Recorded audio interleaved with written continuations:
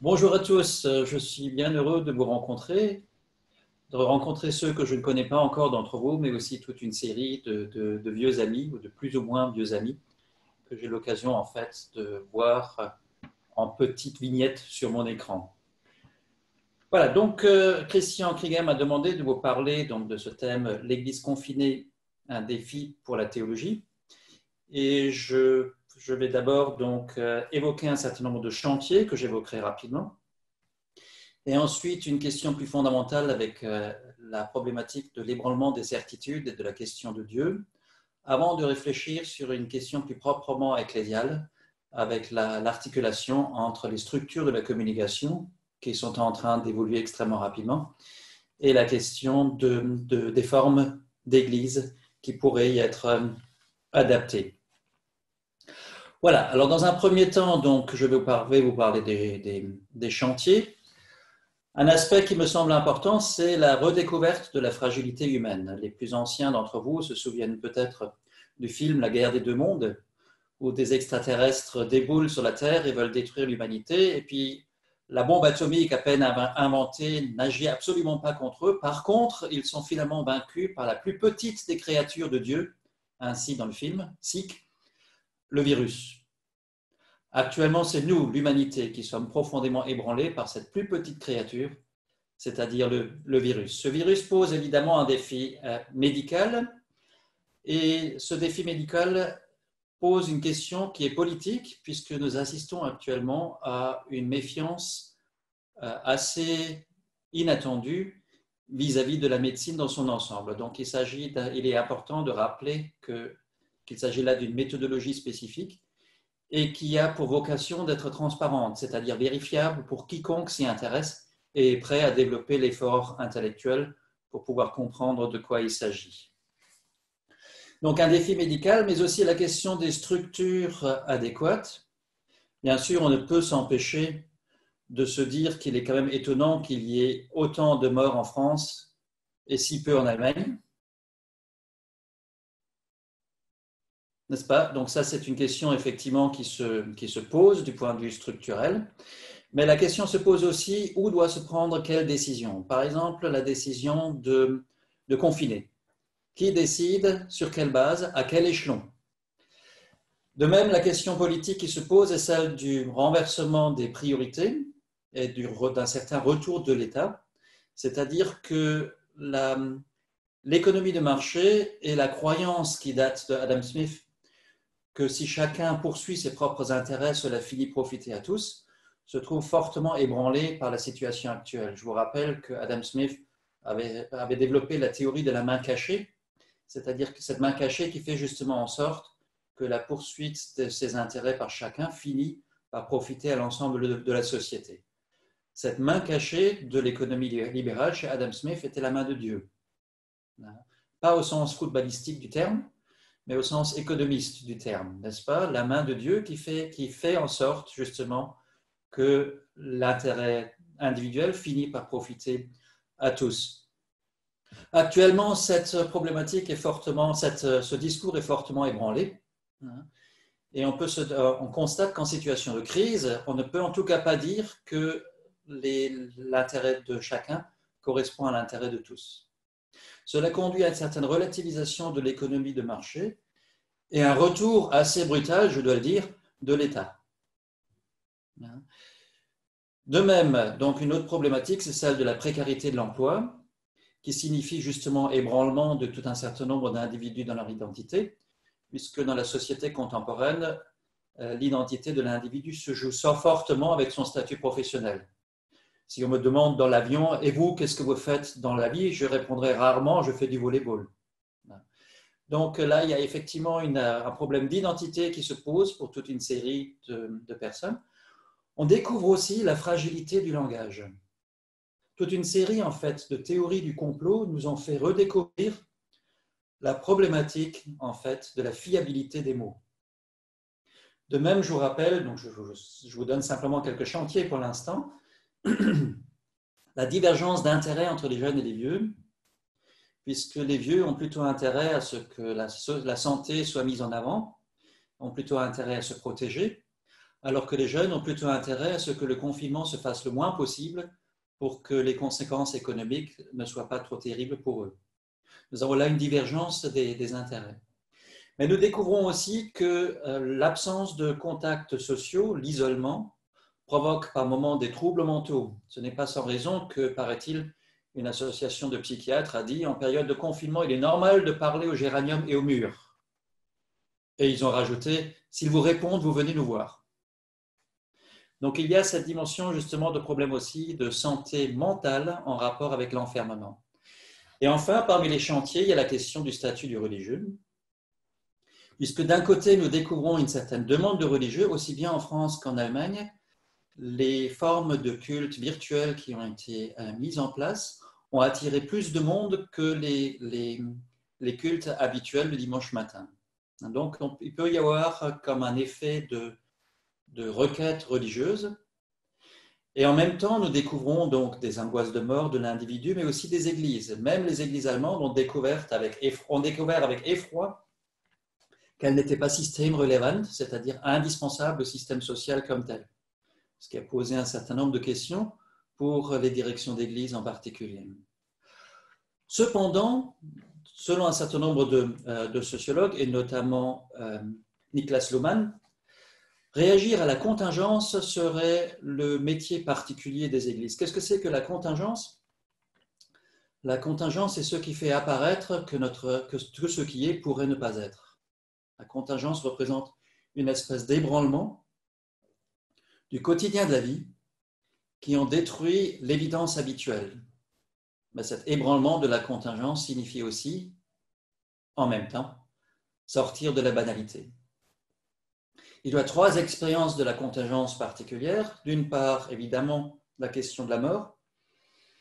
Je pense à ce monsieur qui me disait « Mon père est mort à 50 ans, depuis que j'ai atteint cet âge, je prends chaque jour comme un cadeau. » Mais la contingence se vit aussi en présence de la naissance, puisqu'avec la naissance, non seulement c'est notre existence comme telle qui surgit dans sa dimension de contingence, mais aussi notre manière de vivre, notre manière d'être, notre essence en termes techniques. Et cette dimension de contingence vaut évidemment aussi pour le phénomène de l'amour. L'amour vit du fait que les 2 amoureux soient conscients qu'ils pourraient toujours ne pas être. Si je n'ai plus la pleine conscience de la contingence de l'amour de mon épouse, cet amour est fortement menacé. Donc ces 3 réalités sont proprement contingentes. Or, ce n'est pas sans raison que ces 3 éléments de la vie, de l'existence humaine que je viens de nommer, sont aussi les moments particuliers des actes pastoraux ou des casuels, selon que vous préférez le vocabulaire à l'est ou à l'ouest des Vosges. C'est l'accompagnement des humains au moment de ces passages qui semble représenter une sorte de cœur de métier du phénomène religieux. Et dès lors, nous avons à la fois une dimension donc, de relativité des structures religieuses qui s'est mise en place et en même temps une plus profonde conscience de leur caractère important. Si tu peux avancer le diaporama? Le diaporama, oui. Hop. Il y a un problème? Est-ce qu'on le voit de nouveau? On est resté sur l'icône avec chantier, avec Merkel et Macron. Ah, eh bien, une seconde. Vous avez. Alors, je reprends. Alors, reprendre le partage. Voilà, je crois que c'est comme ça que ça a fonctionné. Alors, vous aviez Merkel et Macron. Là, vous avez M. Adam Smith, qui en fait avait une vocation de théologien et de moraliste. L'inventeur de l'économie était un moraliste. Là, vous avez l'ébranlement des certitudes Adam Smith, qui est en train de recogiter dans le métro. Là, vous avez la question justement du caractère indispensable des églises ou pas. Et puis ici, vous avez la frimousse de Niklas Luhmann, qui est un sociologue extrêmement influent en Allemagne, alors qu'en fait, c'est d'abord essentiellement un original. Mais sa thèse me paraît essentielle, n'est-ce pas? Le cœur de métier du phénomène religieux serait de proposer une façon de réagir à la contingence. Et cette contingence se vit en particulier en rapport avec la mort, la naissance et l'amour. Voilà, vous êtes à jour. En même temps, donc, nous assistons actuellement, justement, avec les situations de crise, à l'ébranlement des évidences.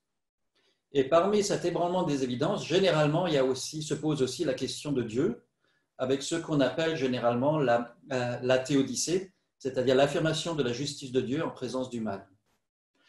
Et du coup, nous avons un certain nombre de problèmes, notamment par rapport aux situations de catastrophe. Est-ce qu'on peut dire que Dieu est juste en présence de la catastrophe? C'est Épicure déjà, donc le philosophe antique, qui avait dit, si le mal est vraiment mal, soit Dieu l'a voulu, et alors il n'est pas bon, soit il ne l'a pas voulu et n'a pas pu l'empêcher, alors il n'est pas tout-puissant. Vous avez beaucoup de mal à sortir de ce triangle. Alors la tentative de Leibniz consistait à dire que le mal, finalement, c'est pas si mal. Depuis Auschwitz, on a quand même du mal, sans jeu de mots, à pouvoir affirmer cet aspect-là, ce motif-là, cette argumentation-là. Du coup, se pose la question justement de notre image de Dieu. Et je vous ai cité l'image de Dieu de Descartes, souverain, éternel, infini, immuable, omniscient, omnipotent, créateur universel de toutes choses en dehors de lui-même. Donc ça, c'est la définition de Descartes. Et dans les situations d'ébranlement, nous avons du mal à vivre avec cette définition classique de Dieu. En effet, il est important en la matière de se rattacher au message de la croix et de voir comment, d'une part, le message de la croix représente une critique des fausses évidences et des manières de se faire valoir à l'aide de différents phénomènes sociaux, comme la loi et la sagesse. Autant la sagesse que la loi, n'est-ce pas? La croix critique, la critique de la croix porte plutôt chez Paul sur la sagesse, alors que le message de la justification critique la loi. En fait, chez Paul, il s'agit de renoncer à se faire valoir devant Dieu, tout en acceptant les limites de la connaissance humaine et donc en renonçant à une certaine forme de sagesse. En même temps, il s'agit en fait de réorienter la sagesse humaine en la conduisant vers une forme de curiosité comme soif de nouveauté, Neugier. La curiosité comme soif de nouveauté et comme ouverture à l'inattendu. Mais à côté de cette critique, chez Paul, ce qui est central, c'est l'offre d'une identité alternative. Une identité alternative qui ne se définit pas simplement par les différentes formes d'excellence déterminées d'un point de vue culturel, mais une identité alternative qui inclut, pour sa part, la mortalité, la possibilité de pécher, ce qu'on appelle techniquement la péccabilité, et la vulnérabilité comme possibilité de souffrir. Et cette identité, donc, telle que la propose Paul, est particulièrement importante parce qu'elle signifie, d'une part, accepter la finitude devant Dieu, ce qui ne manque pas de conséquences, en tout cas en termes de refus de toute forme d'idolâtrie. Et cette finitude, l'acceptation de cette finitude est en fait corrélative avec la solidarité avec les humains comme ils sont. Il est tout à fait essentiel de se rendre compte que cette dimension de finitude et la dimension de solidarité sont liées. C'est particulièrement important dans une situation justement d'ébranlement où nous tombons sur notre finitude de manière particulièrement massive. Il est quand même frappant de voir combien de temps nous avons mis comme société occidentale pour pouvoir réagir à peu près au coronavirus. Du coup, il importe de reformuler à la lumière justement de ce message de la croix la conception de Dieu.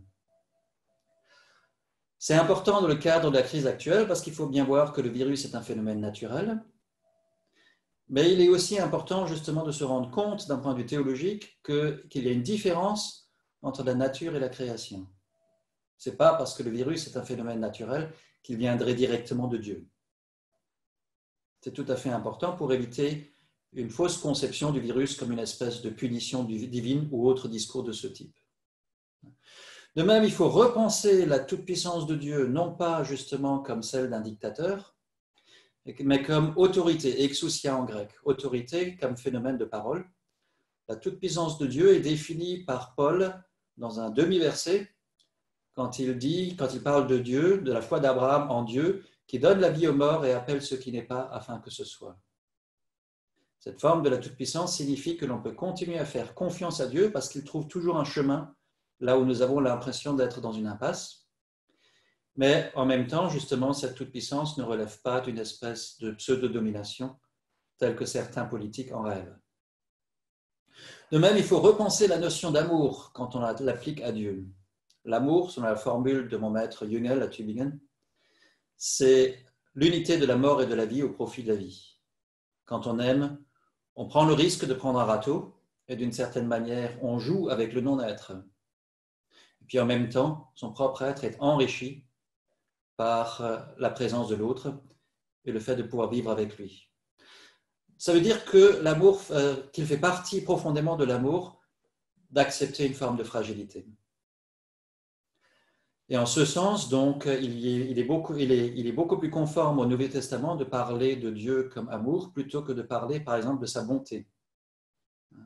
Puisque cet amour, justement, signifie prendre sur soi la possibilité du non-être. En découle une conception, justement, qui est importante pour notre être Église en période de crise. Ce qu'opère le salut par la croix, c'est la victoire contre le mal en le prenant sur soi. D'où cette image du judo, n'est-ce pas? Dieu ne remporte pas la victoire contre le mal sur le mode d'un match de boxe, mais plutôt sur le mode d'un match de judo en le prenant sur soi pour le mettre à terre.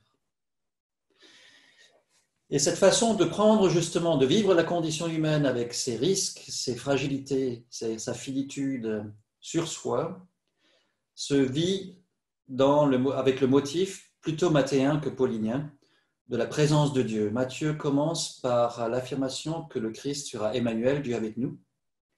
Et l'évangile de Matthieu s'arrête avec la phrase « Voici, je serai avec vous jusqu'à la fin du monde ». Cette présence n'est pas juste compassion passive, elle permet les deux choses essentielles en présence d'une crise, le deuil d'une part et l'action d'autre part. Ce sont les deux réactions, avec Paul Ricoeur et son petit livre Le Mal, ce sont les deux réactions qui sont valables en présence du mal, mais qui supposent toutes deux le fait de pouvoir en parler et donc de disposer d'un langage en présence de ce qui rend muet, ce qui est le propre de la parole de la croix. Voilà, donc ça c'est la première dimension, ça permet de recentrer d'une certaine façon notre réflexion et notre propos sur le cœur de notre message et de notre métier, qui est d'opérer à travers le langage que nous proposons cette victoire contre le mal, sous la forme d'une offre de deuil, avec les actes pastoraux, mais aussi d'action par un certain nombre de propositions éthiques. J'en viens à ma deuxième grande partie, qui est de mettre en rapport la question de la communication de l'Évangile et celle des structures des églises. Je vous rappelle qu'une thèse classique des historiens de la Réforme, j'en connais quelques-uns que j'aime beaucoup, c'est que la Réforme est fille de l'imprimerie. La Réforme est fille de l'imprimerie. Et c'est vrai, cela correspond aussi à l'identité de la Réforme, mais ce qui est intéressant, c'est que ce propos comme tel relie la définition de l'Église aux formes de communication. Surtout si, avec la Réforme, nous définissons l'Église comme assemblée dans laquelle l'Évangile est prêché et les sacrements sont célébrés. Cela signifie que les structures de cette assemblée sont liées aux formes de communication. Les formes de communication induisent les structures des églises. Quelles sont les conséquences d'un mode de communication libraire sur la structure de l'Église? Premièrement, une pensée discursive se déroulant dans le temps. La lecture d'un livre, je peux vous le dire, c'est mon quotidien, ça prend un moment. Ça se déroule dans le temps. Et ça vaut aussi bien pour une argumentation que pour une narration. Le propre du discours écrit, c'est de s'inscrire dans le temps. De même, le livre conduit à un certain individualisme.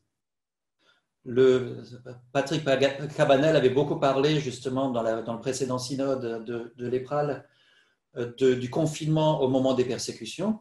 L'image caractéristique, c'est le réformé, le protestant réformé qui ouvre sa Bible en pleine nuit pour échapper à ses persécuteurs, ou les mères de famille qui chantent les cantiques avec les enfants, n'est-ce pas? Une religion du livre est une religion de l'individu. On peut penser, bien sûr, à la formule de Luther, « Ma conscience est liée à l'écriture », mais c'est aussi cette forme, justement, de pensée plus individualiste qui s'exprime de deux manières particulières dans la modernité. D'une part, la libre conscience, celle des Lumières, mais aussi le cœur pieux, celui des piétistes. En allemand, das freie Gewissen und das fromme Herz. Ce sont les deux figures de l'individualisme moderne. avec chacune la révolution. Les Lumières, la Révolution française, les piétistes, la Révolution américaine. Donc, de ce côté-là, il y a la conséquence d'une culture libraire, c'est l'individualité, mais aussi le fait que les experts remplacent les prêtres. Une religion du livre requiert des experts, des gens qui ont beaucoup lu, et qui remplacent les prêtres dont la légitimité est fondée sur le rite. En l'occurrence, la légitimité des pasteurs est fondée sur leurs compétences théologiques. Ils savent beaucoup de choses, d'une certaine manière. Mais en même temps, vous avez besoin, dans le cadre justement de cette culture des experts, d'une institution qui garantit à la fois la compétence et la fidélité des pasteurs. L'institution supra-paroissiale, c'est d'abord celle qui ordonne les pasteurs. Voilà, donc ça, c'est les caractéristiques d'une religion libraire, disons. Or, nous assistons depuis quelques années à la fin de la galaxie Gutenberg. Cela signifie un primat de l'image par rapport au texte. Or, l'image ne s'inscrit pas dans le temps, mais dans l'espace. Et elle communique l'ensemble de ces informations dans l'instant, même si nous mettons un petit moment pour décrypter une image, parfois. L'image signifie aussi le primat de l'émotion. Vous avez moins un discours rationnel qui s'inscrit dans une durée, dans une réflexion discursive, justement.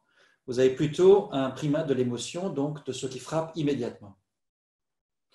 Vous avez une logique de l'information disponible pour tous qui s'oppose à une culture des experts. Les médecins parlent de la concurrence du docteur Google. Les pasteurs pourraient raconter des choses tout à fait comparables en la matière. Toute forme de religion, de discours et de pratique religieuse est disponible sur Internet, pratiquement toute forme, de manière immédiate et pour tout un chacun et sans médiation apparente. On n'a plus besoin de médiateurs. Les médias, d'une certaine manière, c'est la technique d'Internet, par exemple, ou celle de l'ordinateur. Une autre conséquence de la fin de la galaxie Gutenberg, c'est que l'attention est un bien rare. Je suis bien conscient que vous m'accordez actuellement un grand privilège. L'attention est un bien rare. Pour l'instant, on partait du principe que pour qu'une communication fonctionne, il fallait trois choses. Il fallait l'authenticité de celui qui parle, la légitimité de sa relation avec l'auditeur et la vérité objective de son propos. Tout cela est devenu beaucoup moins important que la pertinence et donc la validité, l'importance de ce que le locuteur présente à ses auditeurs. Il faut que le locuteur puisse démontrer que ce qu'il dit a un rapport avec les autres éléments qui constituent la vie de ses auditeurs et soit important pour ses auditeurs. Donc ça, c'est une conséquence importante. Ça nous conduit justement à ce qu'on pourrait appeler la religion online. On pourrait se demander si la télé n'était pas catholique. Je n'ai pas dit cathodique, j'ai dit catholique. D'une part, elle donne lieu à un système de stars. Elle représente une considérable concentration des moyens techniques et financiers. Et c'est une culture de l'image. Il est plus facile de savoir où a eu lieu le dernier voyage du pape que de connaître son paroissien, son curé de paroisse du coin. On peut se demander cependant si le web, dans sa deuxième forme en tout cas, n'est pas protestant. Vous avez un ordinateur, une ficelle et un clou, vous ouvrez un site web. Mais il faut bien voir effectivement que ce qui est propre justement à cette culture, à cette religion online, c'est le refus de toute forme d'autoritarisme. Ce sont des organisations fluides, avec un refus des médiations. La relation avec le donné religieux est immédiate. Vous avez une religion des réseaux sociaux, en sachant que ce qui est essentiel dans le cadre des réseaux sociaux, c'est ce que le sociologue Andreas Reckwitz appelle la singularité qui va au-delà de l'individu. Tout doit être extraordinaire, sortant du commun, pour montrer que vous êtes vous-même quelqu'un d'extraordinaire. Mais dans cette logique, ça ne vous sert à rien d'avoir vécu un enterrement absolument génial si vous n'avez pas la possibilité de partager ça sur les réseaux sociaux, que ce soit WhatsApp pour les moins de 40 ans ou Facebook pour les plus de 40 ans. Il y a cette dimension justement de la singularité qui fait partie du coup de ce qui est demandé à une offre religieuse. De même, il fait partie de la religion online qui ressemble en fait à ce que dans les années 90 on appelait le New Age et qu'actuellement on appelle plutôt les nouvelles religiosités, d'être hybride. La religiosité contemporaine est hybride. Ce ne sont pas des phénomènes forcément typiquement religieux, mais c'est du religieux mélangé avec du non-religieux d'une certaine manière. C'est le cas avec la télé. Ce n'est pas sans raison que mon beau-père parlait toujours du Huisol d'or, l'hôtel de maison, à propos du poste de télévision. De même, c'est frappant aussi pour le wellness. Si vous allez à Caracalla, dans la file d'attente, vous pouvez lire « Ici, en 10 minutes, vous oubliez le temps, en 20 minutes, vous oubliez le monde ». Vous avez là une interruption, une transcendance par rapport au quotidien qui est habituellement affectée au phénomène religieux. De même, vous constatez que les pompes funèbres sont de plus en plus hybrides, à la fois offre commerciale et de plus en plus, en même temps, offre spirituelle. Je vous ai dit effectivement qu'il y a un parallèle avec ce qu'on appelle les nouvelles religiosités. Elles considèrent en effet que Dieu est moins l'objet d'un savoir et plus l'objet d'une intuition. De même, il y a un primat de l'expérience intérieure, contrairement à une parole extérieure qui est réputée autoritaire. Troisièmement, on considère que Dieu peut être téléchargé d'une certaine manière, c'est-à-dire que vous pouvez vous approprier les attributs de Dieu sous la forme d'un accroissement plus ou moins infini des possibilités humaines, que ce soit dans le champ professionnel ou dans le champ de la santé. Il y a un refus de tout autoritarisme, puisque chacun peut avoir accès à tout immédiatement.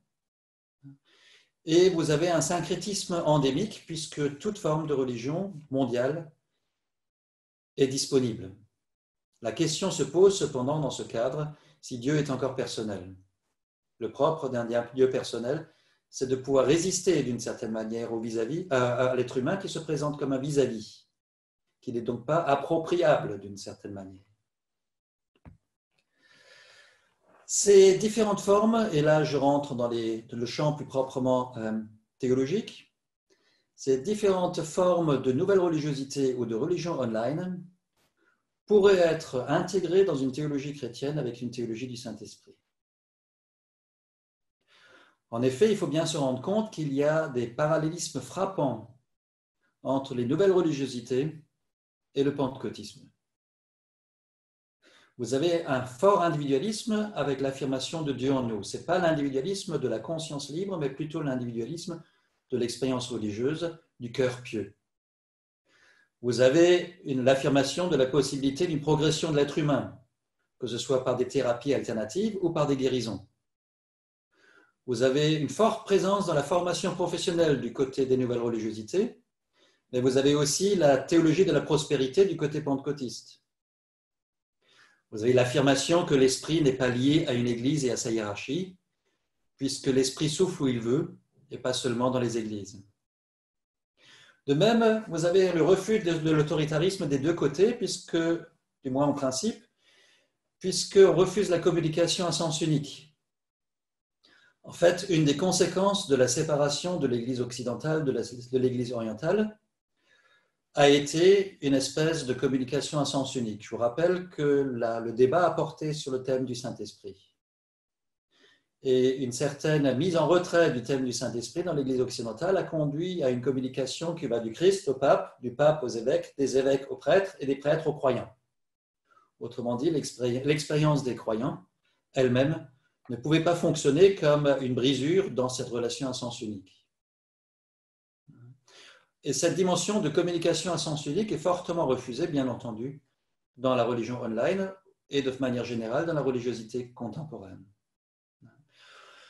On peut admettre, me semble-t-il, cette dimension du Saint-Esprit à l'intérieur du protestantisme, notamment dans le cadre du sacerdoce universel, l'affirmation que tout croyant est prêtre et donc tout croyant est compétent par principe du point de vue de la communication avec Dieu et de la part de Dieu. Mais le sacerdoce universel ne peut tenir bon que s'il est adossé à une théologie du Saint-Esprit. Sinon, très rapidement, nous aurons un retour vers une théologie de l'ordre. Martin Luther en est malheureusement un paradigme à certains égards. On peut considérer aussi qu'il y a une dimension qui n'est pas que personnelle dans l'Esprit de Dieu. Dans l'Ancien Testament, le Ruach, l'Esprit, fonctionne souvent comme une force plutôt que d'une personne. De même, le Saint-Esprit représente le lien à travers les temps et les lieux, et en ce sens, une certaine théologie de l'ubiquité médiatique pourrait se rapprocher à cette idée que, typiquement calviniste par exemple, que c'est le Saint-Esprit qui établit le lien entre le corps et le sang du Christ et le pain et le vin dans la Sainte Seine. Ce qui signifie justement que l'accueil du corps et du sang du Christ n'est pas immédiatement lié à la parole d'institution d'un prêtre. D'un point de vue théologique, il faut bien voir qu'il faut penser une réciprocité ou une interaction entre le Saint-Esprit, à l'origine de l'expérience intérieure, et le Christ instituant une parole extérieure. D'un côté, le Christ est conçu du Saint-Esprit, ce qui signifie que la parole extérieure surgit elle-même justement d'une expérience intérieure. Et à l'inverse, le Christ souffle le Saint-Esprit sur ses disciples. Il expire le Saint-Esprit à la croix et il souffle sur les disciples comme Christ ressuscité. Nous avons donc dans cette logique une valorisation de ces différentes dimensions sur lesquelles insistent aussi bien les nouvelles religiosités que ce que j'ai appelé la religion online. Mais il s'agit aussi de relativiser une telle théologie du Saint-Esprit dans le contexte trinitaire. Relativiser signifie à la fois mettre en relation et éviter d'établir en absolu. Dans la théologie trinitaire, il est important de redire avec saint Augustin que Deus relative subsistit, Dieu subsiste relativement ou sous forme de relation. Les deux traductions sont possibles. Pourquoi ? Parce qu'il faut bien effectivement admettre que l'individualité a ses limites. En présence de confinement, nous l'avons senti aussi fortement, la solitude rend fou.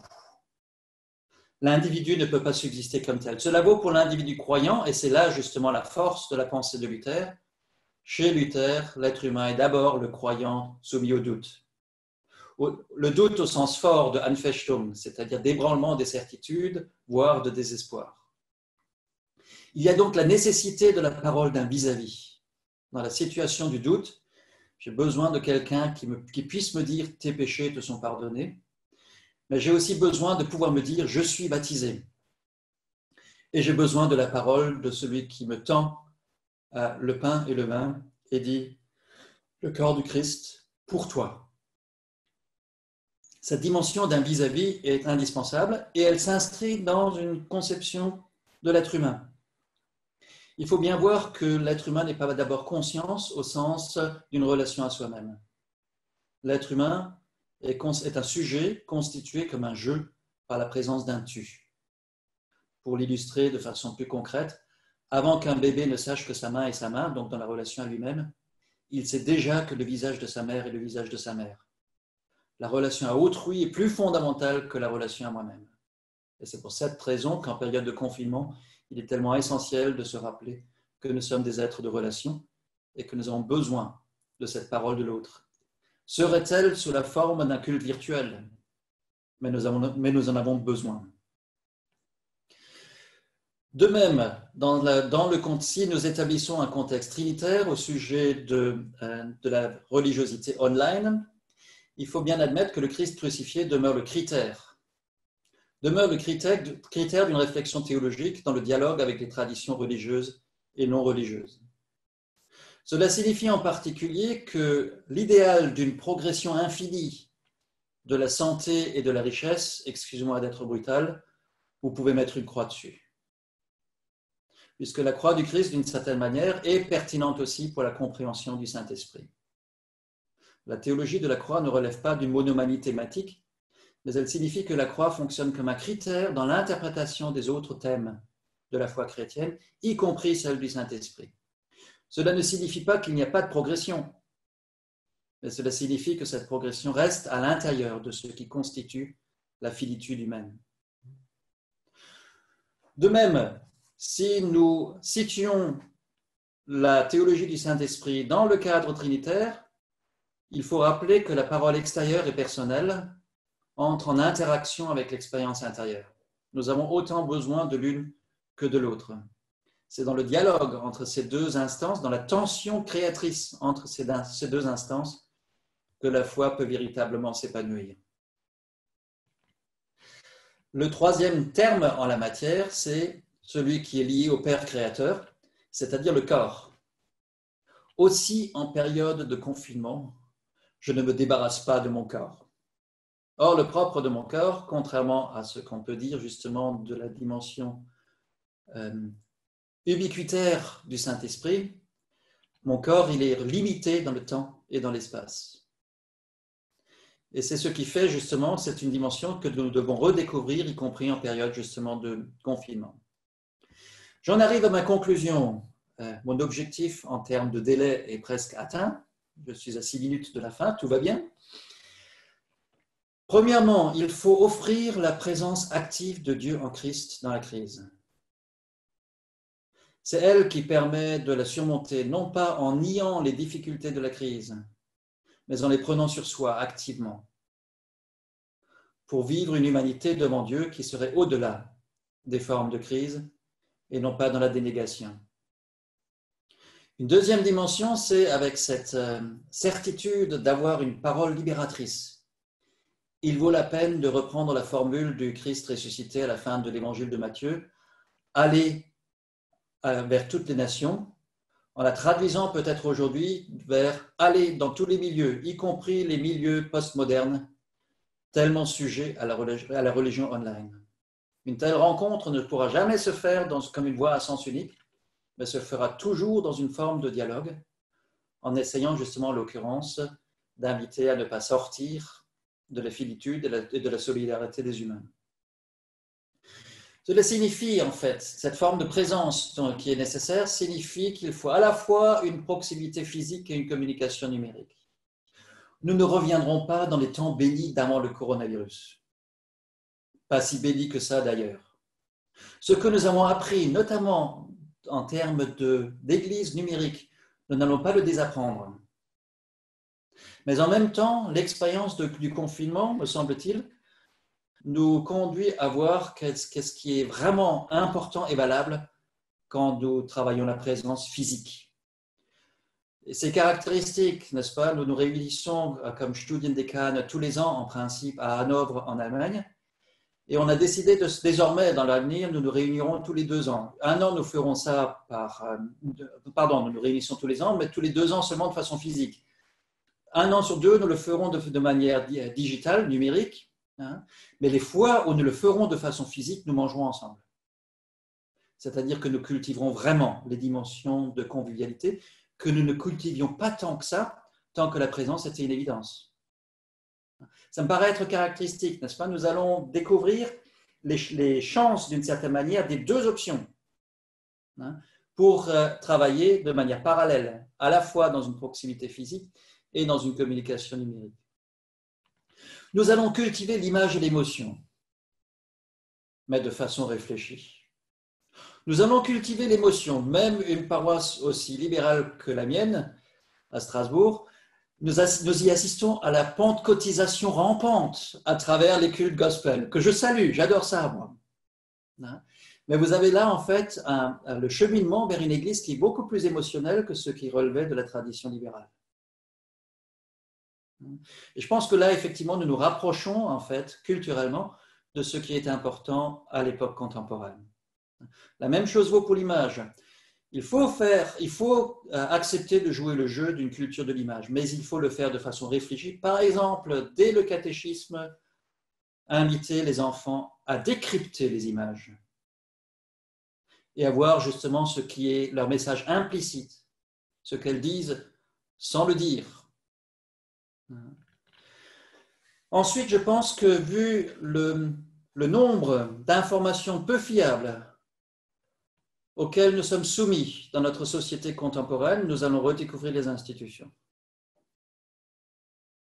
Nous aurons besoin d'un certain nombre d'instances qui puissent être fiables, dans le torrent d'informations peu fiables auxquelles nous sommes soumis. Une institution en France en la matière, c'est le Monde et les décrypteurs du monde, par exemple. Cette fonction justement tout à fait spécifique où on peut se dire, là, nous avons une information fiable. Mais dans le monde religieux également, nous allons avoir besoin de gens à qui nous pouvons légitimement faire confiance. Et de ce point de vue-là, nous n'avons encore rien inventé de mieux que des formes d'institutions. Donc, je ne pense pas que les institutions vont se dissoudre.